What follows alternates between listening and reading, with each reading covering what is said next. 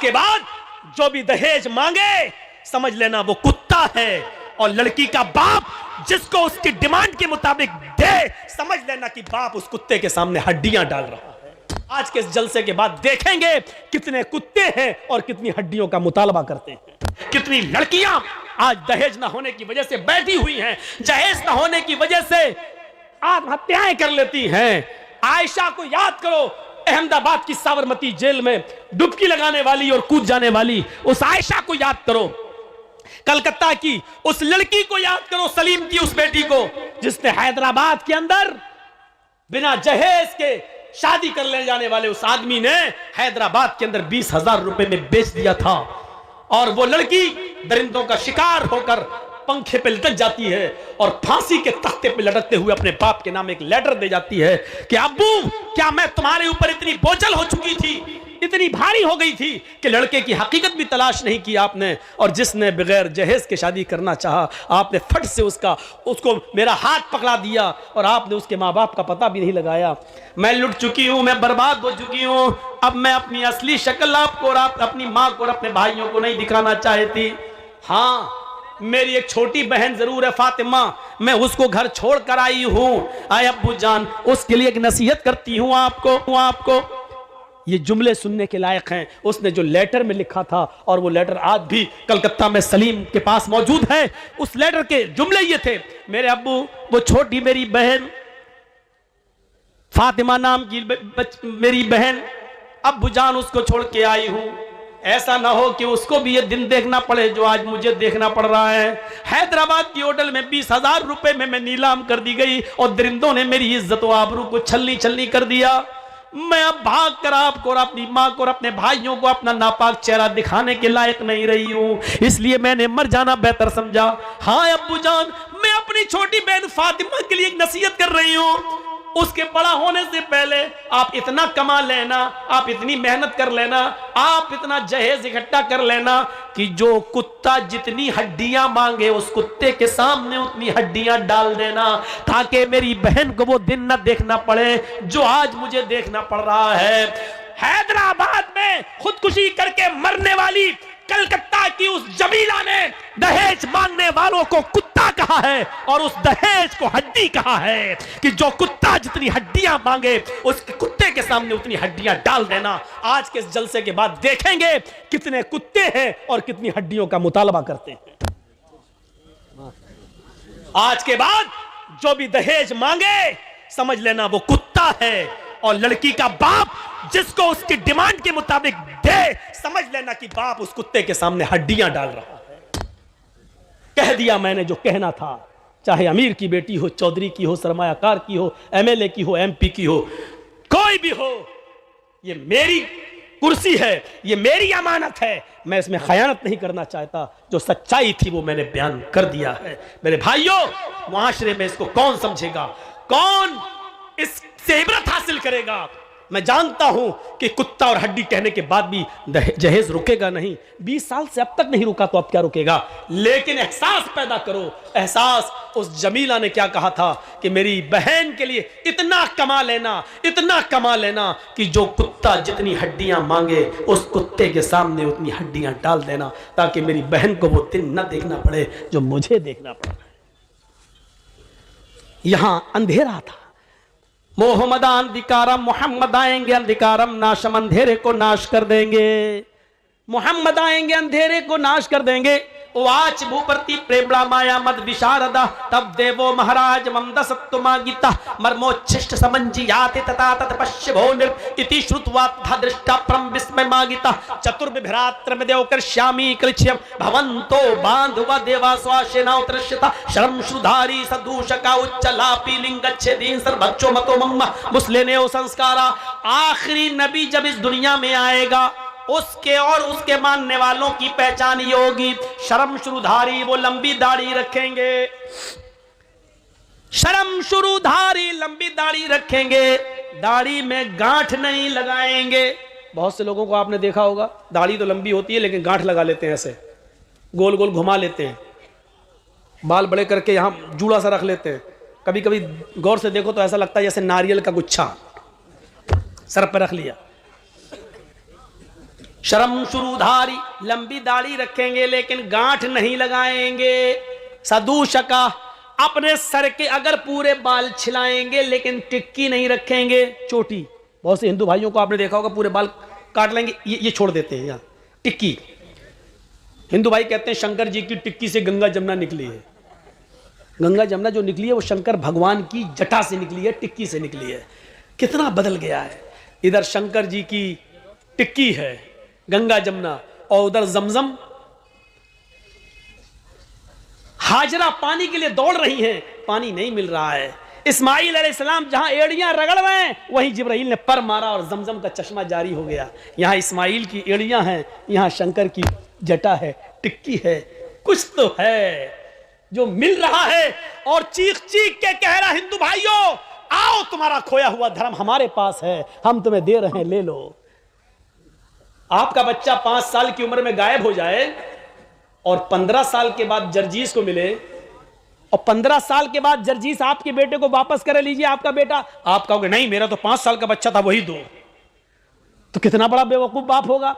अरे 15 साल पहले खोया था तेरा बेटा, 15 साल के बाद अब वो 20 साल का हो गया है। 5 साल का था वो जब खोया था, 15 साल के बाद 20 साल का, अब 20 साल का बेटा तुझे दे रहा। नहीं साहब, वो तो काली शर्ट सफेद पैंट पहन के गया था वही चाहिए हमें, वो तो 5 साल का था वही चाहिए हमें। कितना बड़ा बेवकूफ होगा वो बाप जो 15 साल के बाद अपने बेटे को पहचान नहीं पा रहा है।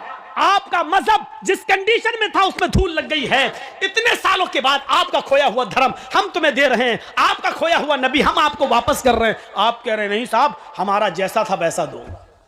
आप ही की किताब तो कह रही है उसकी पहचान ये होगी, शर्म चुरधारी, लंबी दाढ़ी रखेगा, गांठ नहीं लगाएगा, सर के बाल छिलाएंगे तो चोटी नहीं रखेंगे, मंदिरों में घंटा नहीं बजाएंगे, जबान से आलाप करेंगे, बुलाएंगे। जबान से हम ही लोग बुलाते हैं अल्लाहु अकबर अल्लाहु अकबर। उच्च आलापी ऊंची जगह पर खड़े होकर आलाप करेंगे, जबान से अजान देंगे। इससे भी बड़ी पहचान एक और बताई गई, लिंगच्छेदीन, खतना कराने वाले होंगे। अंतिम ऋषि के मानने वाले लिंगच्छेदीन, खतना कराने वाले होंगे। लीजिए साहब, और क्या चाहिए? जब खतना तो यहूदी भी कराते हैं, ईसाई भी कराते हैं, लेकिन आपकी किताब तो कह रही अंतिम ऋषि, आखिरी नबी हो उसके मानने वाले खतना कराएंगे। और अंतिम ऋषि कौन होगा?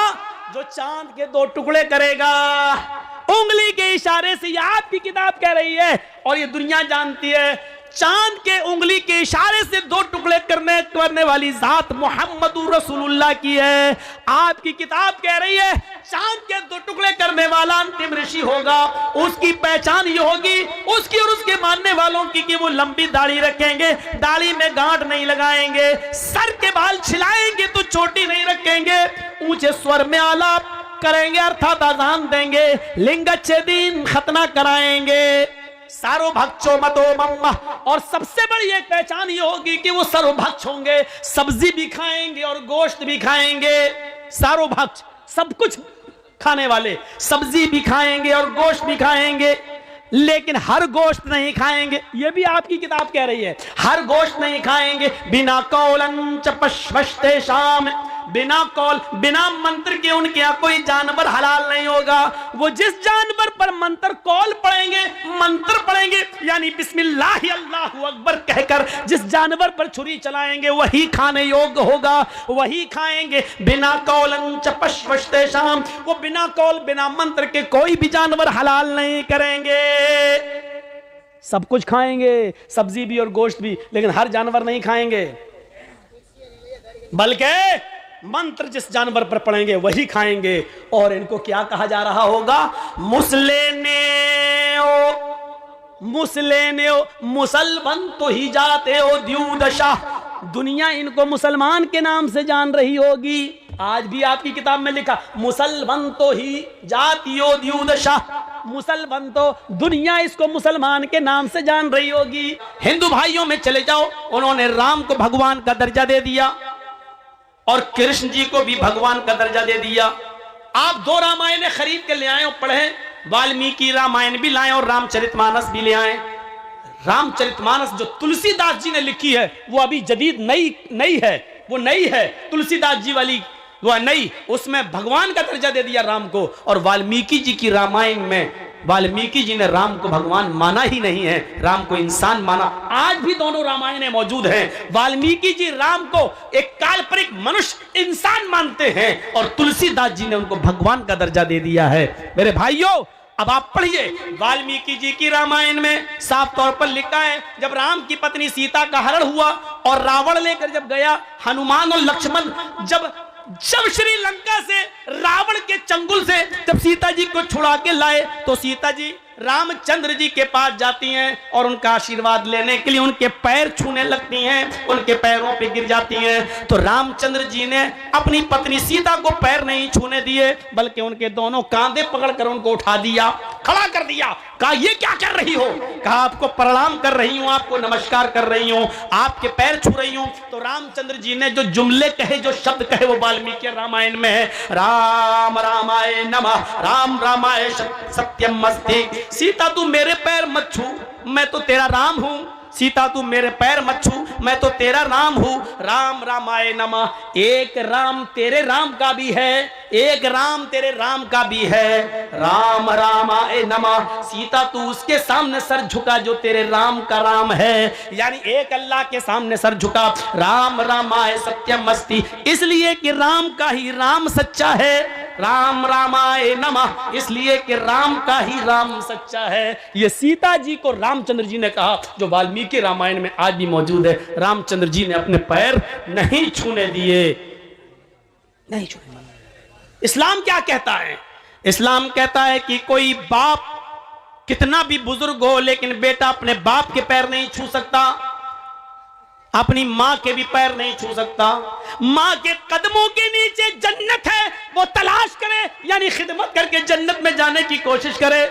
लेकिन मां के कदमों के नीचे जन्नत होने का मतलब ये नहीं है कि वो अपने मां के पैर छुए। वक़दा रब्बुका अल्ला तअबुदु इल्ला इय्याह, और तुम्हारे रब ने ये फैसला कर दिया है कि तुम अल्लाह के अलावा किसी और की इबादत नहीं करोगे। वबिल वालिदैनि एहसाना, और फौरन कह दिया अपने माँ बाप के साथ एहसान करो, यानी पहले इबादत अल्लाह की और अल्लाह की इबादत के बाद माँ बाप के साथ एहसान। वबिल वालिदैनि एहसाना, एहसान क्यों कहा? एहसान में हर नेकी शामिल है। बाप के पैर में दर्द हो रहा है तो उसका पैर दबाना एहसान है। अगर बाप के सर में दर्द हो रहा है तो उसका सर दबाना एहसान है। बाप बिस्तर पर लेटा हुआ है, चाहता है कि बेटे लेटे लेटे बोर हो गया हूं, जरा घर के बाहर मुझे टहला दो, घर के बाहर जरा मुझे हवा खिला दो। तो बेटे की जिम्मेदारी अपनी पीठ के ऊपर लाद कर अपने बाप को घर के बाहर का चक्कर लगवाए, घुमाए। बाप बीमार है तो उसका इलाज कराए, यह एहसान है। एहसान हर उस नेकी को कहा जाता है जो माँ बाप को जिस नेकी की जरूरत है, माँ बाप को जिस चीज की जरूरत है, उस चीज को पूरा कर देने का नाम एहसान है। इसलिए अल्लाह ने यह नहीं कहा कि अपने माँ बाप के पैर दबाओ, यह नहीं कहा कि अपने माँ बाप की खिदमत करो, बल्कि यह कहा वबिल वालिदैनि एहसाना, तुम्हारे बाप को जिस चीज की जरूरत है वो जरूरत उसकी पूरी करो, ये एहसान है, ये एहसान है। इम्मा यबलुगन्ना इंदकल किबरा अहदुहुमा औ किलाहुमा फला तकुल लहुमा उफ़ वला तनहरहुमा, जब उन दोनों में से कोई एक या वो दोनों तुम्हारी जिंदगी में बुढ़ापे को पहुंच जाएं तो तुम उनसे उफ भी मत करो, हूं भी मत करो। ये भी नहीं कर सकते। मसलन मेरे बाप बीमार हैं, बिस्तर पर लेटे हैं और मैं कंप्यूटर पे काम कर रहा हूँ, बहुत ज़रूरी इंपॉर्टेंट बिजनेस का काम, और बाप लेटे हैं, बेटा जी अब्बू एक गिलास पानी ला दो। कंप्यूटर बंद किया और गए, पानी ला के दे दिया। अल्लाह की कसम सवाब नहीं मिलेगा। क्यों? तुमने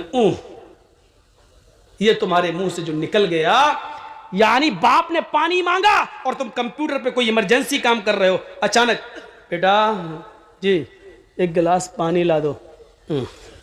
उठे, लाए, दिया, पिलाया, अपने हाथ से उनका सर पकड़ के पिलाया, सब कुछ किया, लेकिन जो निकल गया इसने तुम्हारी इस नेकी को बर्बाद कर दिया।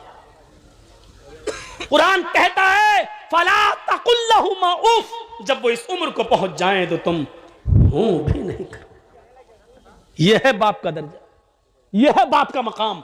लेकिन इतना ऊंचा मकाम होने के बावजूद ये नहीं कहा कि तुम अपने बाप के पैर छुओ, नहीं छू सकते, क्योंकि सर झुकाना सिर्फ एक अल्लाह के सामने जायज है। और आगे यहां तक अल्लाह के नबी ने फरमाया, अगर अल्लाह के अलावा सर झुकाना सजदा करना किसी को जायज होता तो अल्लाह के नबी फरमाते हैं कि मैं औरतों को हुक्म देता कि वो अपने हस्बैंड्स, अपने शौहरों को सजदा करें। अगर अल्लाह के अलावा सजदा करना किसी को जायज होता तो मैं औरतों को हुक्म देता कि वो अपने शौहरों को सजदा करें, लेकिन बीवी भी अपने शौहर को सजदा नहीं कर सकती है, इसलिए कि सजदा सिर्फ अल्लाह का हक है, बंदा सिर्फ अल्लाह ही को कर सकता है और किसी को नहीं। मेरे भाइयों, इस मकाम को समझने की कोशिश करो। दुनिया में जितने भी धर्म हैं, उन लोगों ने अपने अपने मज़ाहिब के महान पुरुषों को इंसानियत से निकाल दिया, लेकिन दुनिया में एक धर्म ऐसा है और वो है इस्लाम, जिसमें आज भी मोहम्मदुर रसूलुल्लाह को भगवान का, खुदा का, अल्लाह का दर्जा नहीं दिया गया है। हमने अपने महान पुरुष को इंसान ही का दर्जा दिया है और इंसान ही रहने दिया है। कुरान चीख कर ऐलान करता है, कुल इन्नमा अना बशरुम मिस्लुकुम, आए नबी कह दो कि मैं तुम्हारी तरह का एक बशर हूं, कह दो कि मैं तुम्हारी तरह का एक इंसान हूं। तुम चलते फिरते हो, मैं भी चलता फिरता हूं, तुम उड़ते बैठते हो, मैं भी उड़ता बैठता हूं, तुम शादी ब्याह करते हो, मैंने भी शादी ब्याह किए, तुम्हारे माँ बाप दादा परदादा थे, तुम्हारे भी माँ बाप दादा परदादा थे, तुम्हें बच्चे थे, तुम्हारे बच्चे तो मेरे भी बच्चे थे, तुम्हें बुखार आता है, सर में दर्द होता है, दुख और गम पहुंचता है, मुझे भी बुखार आता है, सर में दर्द होता है, दुख और दर्द हमें भी पहुंचता है, खुशी हमें भी पहुंचती है। कुल इन्नमा